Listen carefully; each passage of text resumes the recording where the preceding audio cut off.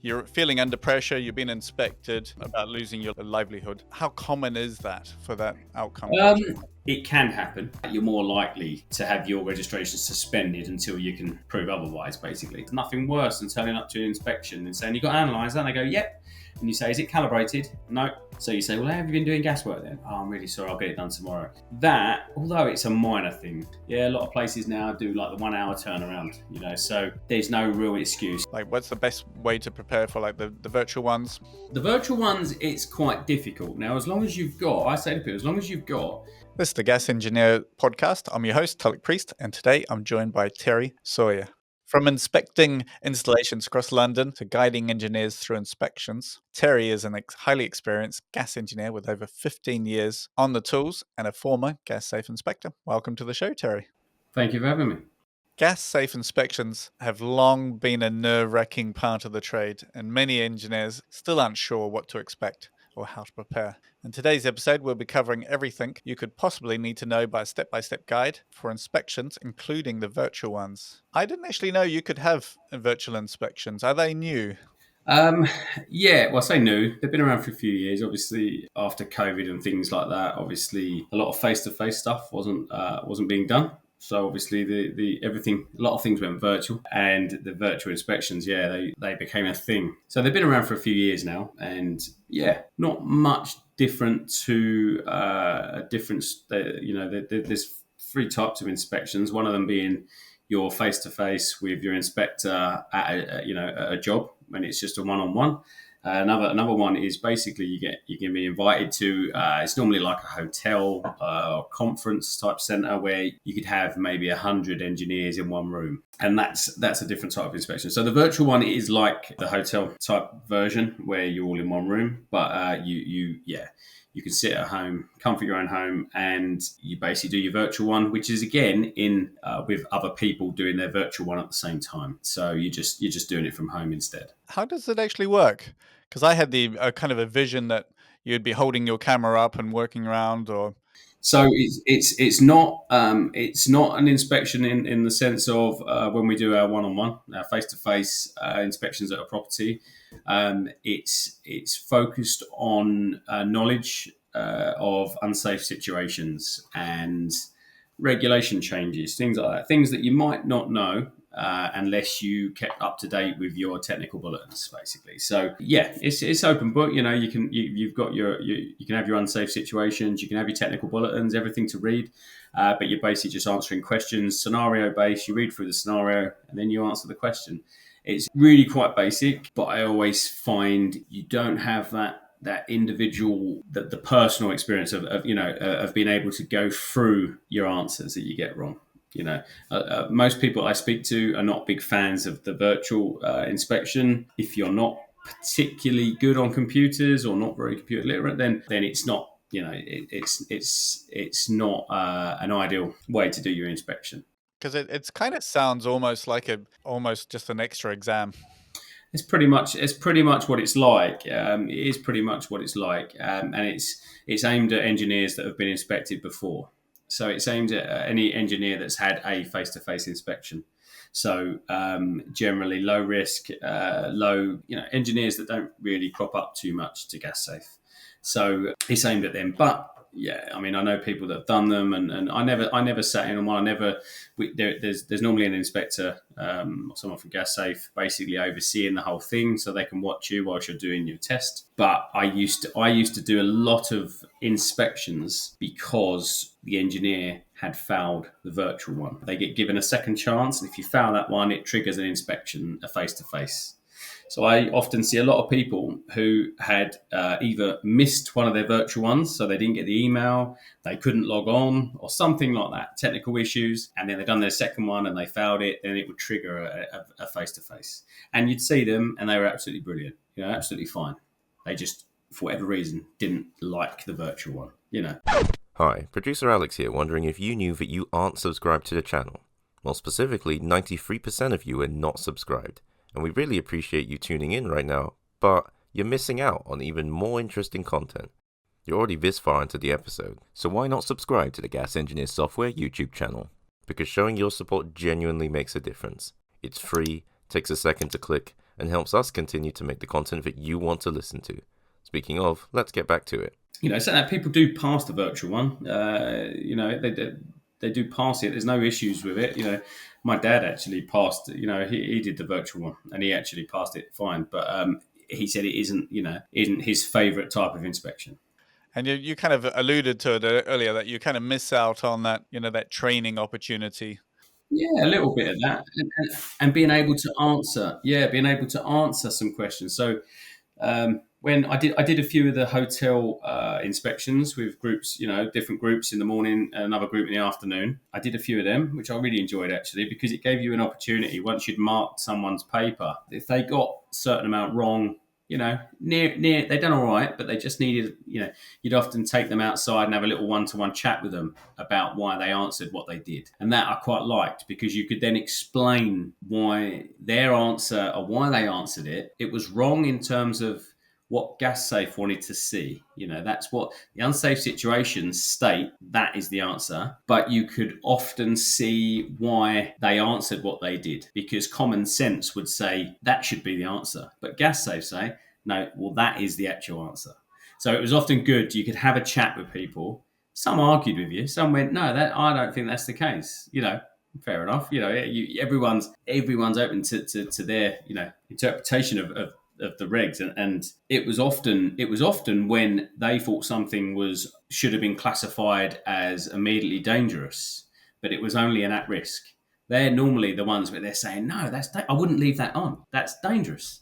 So they were more conservative than the regulations. Yes, which is understandable. I never penalise someone for being overly cautious, but complaints do get made because people are too cautious. They cap off boilers that are only at risk, and they say, yeah, but I want to sleep at night. And you go, no, I get that. I understand that. I think you mentioned in the last one, you also need to look at the manufacturers. 100%. And whatever out of the two regulations or the manufacturer, you take the more conservative ones. So you do. I mean, manufacturers' instructions always come first. Manufacturers are the ones that have designed the appliance. They have tested the appliance. What they state goes. Basically, GasSafe regulations are more aimed at, especially unsafe situations. Most of these virtual and the group inspections are focused on unsafe situations, what it says in that unsafe situations document, and basically just getting it right. Now, like I say, if you can justify your decision, if you've gone a bit over the top, as long as you can justify it, well, no one's really going to come down on you too hard. I mean, if you miss something that is dangerous, that will obviously go the other way, and you've not found it, and you've left something working that shouldn't be working, that's different. Then you're likely GasSafe are going to come down on you pretty hard. But the other way around, no, it's never going to be too hard. It's just a case of explaining why that isn't categorized higher, more dangerous. It seems like as kind of an obvious question, but how would you prepare? Like, what's the best way to prepare for the virtual ones first, and then also the in-person ones? The virtual ones, it's quite difficult. Now, as long as you've got the documents it tells you you can have on hand, whilst you're doing it, you can refer to the you can refer to the technical bulletins, you can refer to the book, the unsafe situations. As long as you've got that with you, then that's really all the preparation you need to do for that type of inspection. Are you limited by time? Like, do you have enough time to refer to the documents and find them? Yeah, you've got enough. You've got enough time. If anyone, I mean, don't get me wrong, if anyone is in a position where they may need more time, then you can go back to GasSafe. GasSafe aren't going to penalise you for going back to them and saying, is there any chance I can have a face-to-face inspection instead? Because again, I need more time. I don't read as fast. There's nothing wrong with that. GasSafe aren't going to turn around and go, no, you're doing it. If you respond to that email, you've got an inspection on this date, this time. If you respond to that email and don't ignore it, GasSafe will be more than happy to accommodate your needs. And I think that's the thing. A lot of people see that email or claim they didn't see it and they just ignore it because they think, well, it's a virtual inspection. What does it matter? That sort of thing. And then that triggers obviously a different type of face-to-face inspection.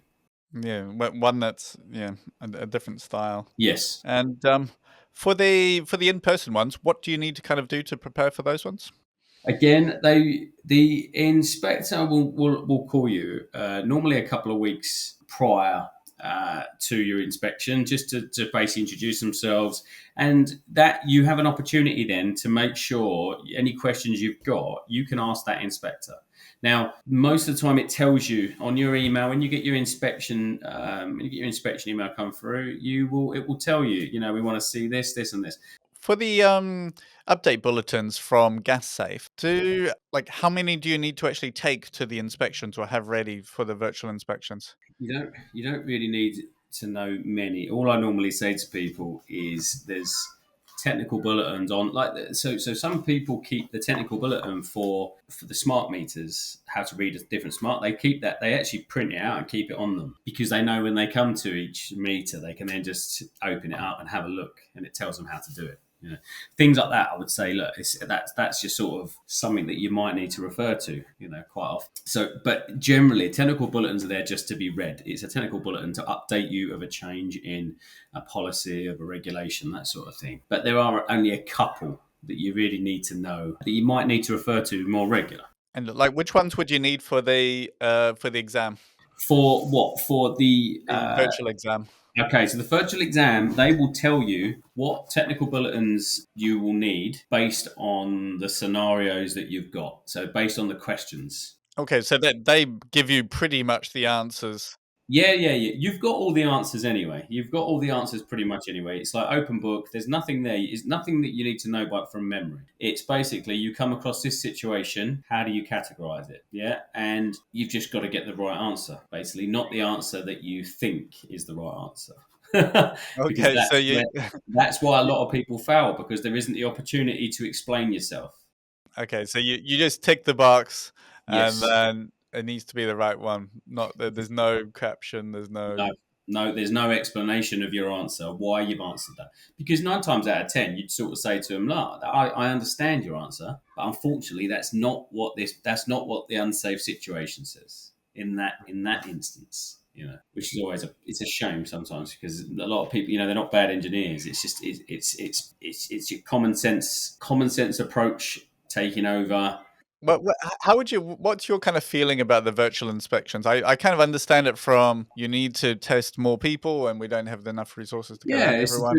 it's to do with it's to do with numbers, getting the inspections done, because obviously GasSafe still have a target. They still have a target of how many inspections they've got to do a year. They say to the HSC, we can do this many, and they've got to do that many. But obviously, they've developed this way of doing it where they can get larger numbers done in small amount of time. Again, it will only apply to people who are low risk, never really had a concern, never had any, names never come up, So generally, I personally, now I'm not an inspector, not a huge fan of them, and I don't think I'd want to do one. I'd rather. I've done both types. I've had the face-to-face inspection, and I've also done the inspection in the hotel before I was the inspector. So I've actually, I've done both of them. Never done a digital one, but. Yeah, the one in the hotel is good. It is good. You get it done a lot quicker. They run through a few updates while you're there, so it isn't just turn up, do your exam, and do your test, show them your results, and go. They will run through some other bits that you might not be aware of. These inspections aren't just to test you; they're also to update you, because the chances are you probably don't know. You haven't read the updates. So it actually is an opportunity to run through some bits that you might not be aware of. So I think that's quite good in that sense, is that you're getting a message out to more people. You're not going to get that on the digital one. Okay, so the digital one is pretty much just an exam, where the other Yes. one is, and also the in-person one is more about that teaching, coaching Yeah, element as well. and also giving you the chance to explain yourself as well and ask questions. Because a lot of people do have questions. For a lot of gas engineers, they work alone. Yes. So learning by yourself alone, it does take a long time. It does, yeah, it does, and there's. I think I said on the first podcast we done. There are grey areas. There are grey areas that not everyone knows. Even gas safe inspectors often argue over the grey areas. And that shows you that if inspectors are discussing the grey areas and having different opinions on the grey areas, then how much more difficult is it going to be for an engineer who works on his own, to be able to figure out these grey areas? Well, plus the engineers are focusing on their marketing, running the business, Yeah, keeping the yeah. There's a customers lot of happy, as well as the regulations. 100%. It would probably be better. A different way of doing it would probably be to have like a yearly update, not exam as such, but something you could do from home. Went through some updates and then you answered a few questions. Now, to me, something like that would get. It means then every single engineer's got to do it. Every single engineer would have to do it, and every single engineer then has been given new information. Some people go back after 5 years and they go, "Whoa, that's changed." Oh, that's changed. That reg's changed. And things do change because and 5 years is a long time. And like I said to you, not a lot of engineers read up on the updates religiously. When they get home from work, they don't turn the computer and look for the regulation updates and new technical bulletins. And the Gas Engineer magazine does highlight some changes, some big changes, some regulation changes, some warnings. Technical bulletin update. And not everyone reads the magazine. A lot of them just open it for the pictures, the dodgy gaswork pictures and stuff. But actually, in there is some quite good stuff. If you just sit there, spend 10 minutes just checking up on the updates, that's a good way that GasSafe get out these regulation changes. The number of issues they're sending out now is reduced. Yeah, that comes down to that's down to printing, to be honest. And it used to be obviously a lot better. I was getting one. Obviously, it used to be monthly, but monthly.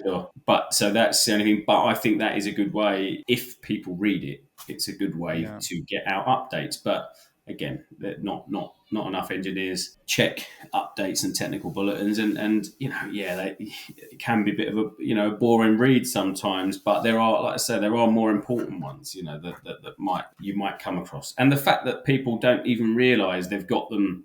They've got them there to read if they have any queries or a job coming up, and they can have a look at a technical bulletin related to what they've got, and it might explain everything for them. And then they know more than what they did. For the in-person one-to-one, how do you kind of prepare for it? You mentioned they would receive an email with pretty much all of the instructions on it. Is there anything over and above that, or what kind of things they should be looking out for? You know what?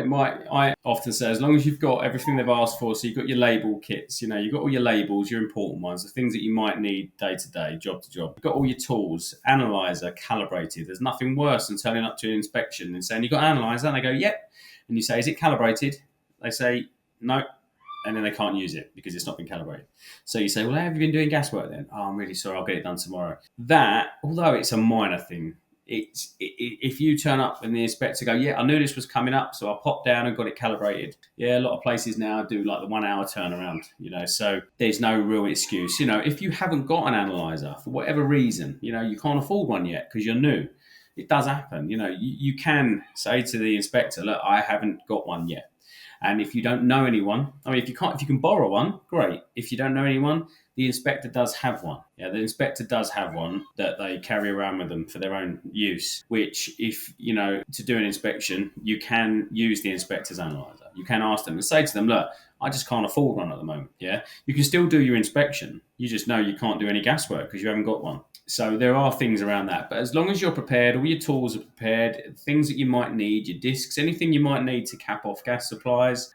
So your stop ends, your different size stop ends, your discs for your meter, things like that. That's what an inspector wants to see. That if you turn up to a job tomorrow, you have what you need to make it safe if you find it to be unsafe, basically. Okay, so is that focus on just that safety element? Yeah, more than everything else should be sort of second nature to you in terms of what you're going to be asked to do. Your practical side of things in front of the inspector, going through your tightness test.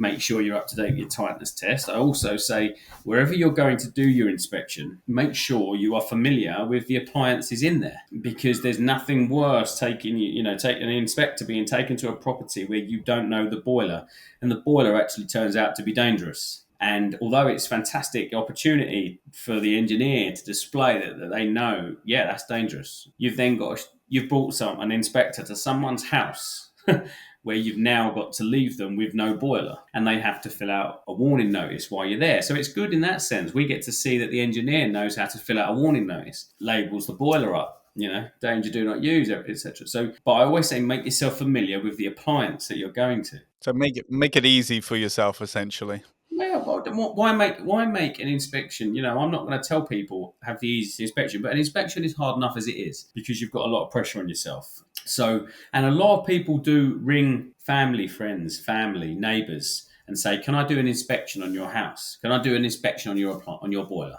I've got an inspection with gas safe, right?" And a lot of people go, "Yeah, of course you can." And then you go around there and you've got to shut their boiler off. It doesn't look great. They've invited you. You've asked for a favour and it's backfired. So I say to them, know the appliance, because if you know the appliance, you then are not scratching your head thinking, how do I get this appliance into service mode? Because service mode, well, if you don't know how to get an appliance into service mode, then how have you been testing it on your highs and low rates? So you should know how to get an appliance into service mode. So I say to people, make sure you know how to do that on that appliance. Make sure you read up on it. If you don't know that boiler, learn about it, so that when you get there, there's much less pressure. If I know exactly what to do with this appliance. I know how to get the case off. I know how to inspect if you can do all of that, that takes a big chunk of pressure off you. Yeah, you can just focus on the important parts. Focus on the important bits and focus on the questions you're being asked whilst you're doing that. So them little things, I say to people, make sure you're prepared for what you're walking into. Okay, so you got all the tools, you know where you're going, you know the boiler, and the actual questions themselves. Anything to kind of prepare on that side? So again, the questions themselves. So you do as part of your inspection. Your inspection's broken into two parts. So you've got your practical side of it, which is your actual appliance inspections and running through your practical tightness testing all the way through, right? So that's part. But you also do a technical assessment. That's the second part. Second part is your technical assessment. They will be the questions based on your qualifications. Right. It's normally only around 20 questions. Right. So it's 20 questions picked from the qualifications you have. So I think we touched on this in the first podcast, but things like if you have LPG as one of your qualifications, you will be asked questions on LPG. Now, if you turn around and go, I've never done LPG. I've got the qualification, but I've never touched it. You still have to be asked questions on LPG because it's one of your qualifications. That's when people start to panic. You could be working on it, but okay. So you got the qualification a long time ago, never done it. Yeah. Yes. The course, etc. Yes. So then when you start asking, so I say to them, well, you've got the qualification. So have you got your book here? Have you got a book with all your information in it, whatever brand book that people carry around? I say, have you got it? Because I say you bring that. You're told to bring that to the inspection. I want to see that if I ask you a question, if you cannot answer it, I want to see you find me the answer. That's how you pass. It's being able, because even me, I often have to check. I often read up on something that I don't know. As long as I can find the answer, that's as good as knowing it. Okay, so you don't have to memorize it. You just have to know roughly where it is, how to find it. Yep. Go and find it and interpret the whatever it is, and then give the answer. And that's it. And as long as you can be seen to find it without flapping, without panicking, it's all normally the questions that are asked are normally all in the book. There's nothing in there that's not going to be in your book, in your manual, that sort of thing. So it's just a case of finding it, where to look and finding it. Ventilation questions. Not everyone's going to know the answers to ventilation questions. When you're talking about ventilation, you're talking about like minimum distances and all those kind of things. Yeah, and sizes of vents and how much ventilation would this appliance require, and things like that. You not expect there's you go for these manuals. There's charts and everything of telling you how much ventilation that appliance needs. If it's this size, if it's that, if it's this type of appliance, you need 100.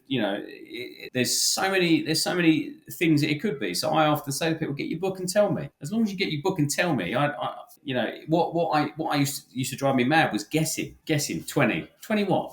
And they go, I don't know, 40, 50. I go, stop. I say, just tell me, find it and tell me.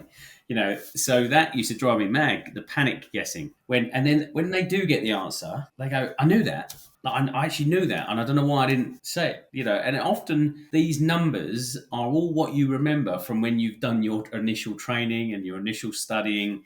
You remember a lot of these numbers, but it's the pressure of the inspection gets to you. Yeah. Is there any like time pressure? Like, No, does no, it not, matter how not long it takes you to find it? But like, obviously within reason. No, yeah, within reason, but no, generally, again, some inspectors won't give you any help. Other inspectors will say, have a look at this, have a look at this page. Or I'll see them looking for something. But when your brain's going 100 mile an hour and you know you're being watched and you're trying to find a number, it's very easy to skip straight past the page you're looking for. So I'll often say to them, I've just seen it. I've just seen them go past what I'm asking. And I'll say to them, go back to page 50. And then they see it and they go, yeah, after they've read it. But it's that, again, it's that pressure sometimes. It's not there to catch you out. The inspections are not there to catch you out. They're there for you to prove that you know enough that you will be safe working on these appliances and working in people's houses and testing gas appliances and things. It's like I say, you're not supposed to know everything off the top of your head. It's impossible in this industry. You're just supposed to be able to find it if anyone asks. that's Yeah. is what people forget. Yeah, it is funny that kind of that pressure you kind of put on yourself when you've been in, somebody's looking over your shoulder. Yeah, it is. It is. But you don't, because again, like I said before, it's your livelihood. It's your life. Is you're being inspected on what pays your bills, and to think that if you don't pass, I'll lose it all. It puts a lot of pressure on. But again, it's not about if you foul, you get another crack at it. You're not. That's not it. You're not getting your registration suspended if you foul it. Depends on how badly you foul it. Will depend on what gas safe do next. And what are the kind of the likely outcomes? Like for like if you did was it a small fail or a big fail? Where does it kind of go from there? So if it's just an ordinary inspection where just a business inspection, then it can lead to what we call a competency inspection. So that's like the next one up. So this is now testing you on your competency. This is where it becomes a little bit trickier. You're not. There's a few more things, few more questions. It's a little bit more on your case to get it right.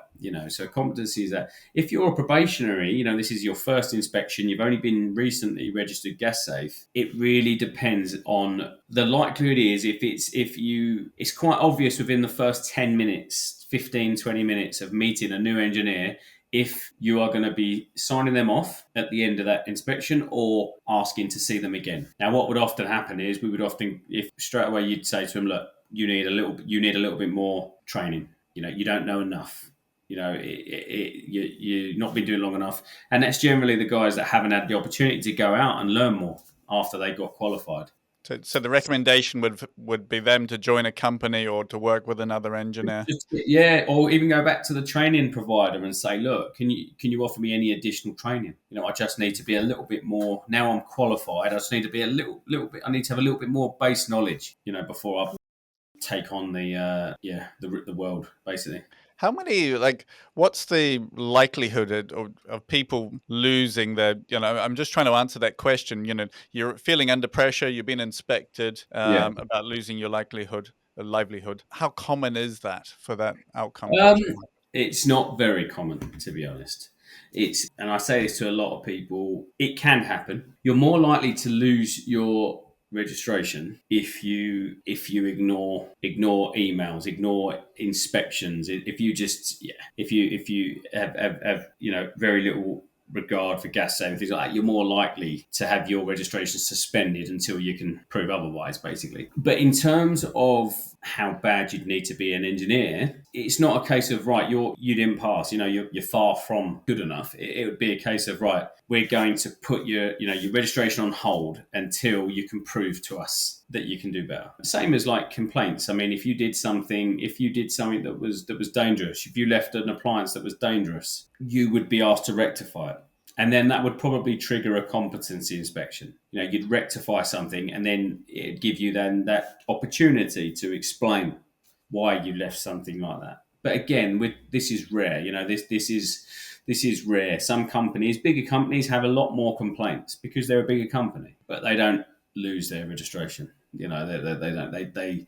If they can prove that they've dealt with it and they can prove that they can do it right, they're given the opportunity, that sort of thing. So, are you fed up with drowning in a pile of paperwork that comes with running your heating and plumbing business? Gas Engineer Software is an easy-to-use, all-in-one job management system made especially for UK heating and plumbing companies. From handling customer details to building quotes, issuing certificates and sending invoices, Gas Engineer Software will help you save time, eliminate paperwork, and make running your business easy. Start a free trial by clicking in the link in the bio. For engineers who get that email to say you've had a concern raised against you, I often say, it's a horrible email to get. It's a horrible email.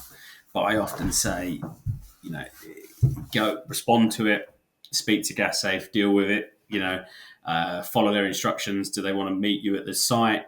Because sometimes it can be very minor, and most gas inspectors are not going to give you a hard time because of something you did wrong. It might be a building regulation, not a gas safe regulation, and they're not going to give you a hard time just calling you out to rectify it. Yeah, and most of the concerns, are they kind of like a misunderstanding, or are they tend to be quite serious, or where do they come from? It's a mixture. It's a mixture, really. Some of them are where someone else, they've had a different engineer come round, and this engineer said, "Oh, that's not right. You should call GasSafe." Sometimes it's blown a little bit out of proportion. Sometimes, genuinely something's been done pretty bad. Yeah, it was sort of right. GasSafe went out. It needed highlighting. This engineer needed highlighting, because if they've done that once, they've probably done that more. They've done it again. So yeah, so it does vary. Some of them we've had before, and I said there's absolutely no reason for GasSafe to get involved. But once a complaint's been made or concern's been made, you have to be to deal with it, to check it out, that sort of thing. But a lot of the time it might be we've come away and gone, yeah, there's no further action. The engineer doesn't need to worry, that sort of thing. Because both of these, the inspections and the concerns, they are threatening your livelihood. So it's it does, and it's a horrible feeling. It is a horrible feeling, and fortunately, I have had it in the past, but fortunately, like many years ago. But it was it turned out to be sort of not a false alarm as such, but it wasn't actually a gas safe matter. So, but it's horrible getting that message sent over, that email sent over to you saying you've been, your business has been brought up in a concerned case. That's horrible. Yeah, because you are thinking, oh, I'm in trouble there. Well, no, it's fair enough, especially if you have a lot of pride in your work, and that's right. Anything else that'd be useful for people with an upcoming inspection? It'd be useful to know. Oh, there's not. Well, to be honest, hopefully what we've said already would put people at ease.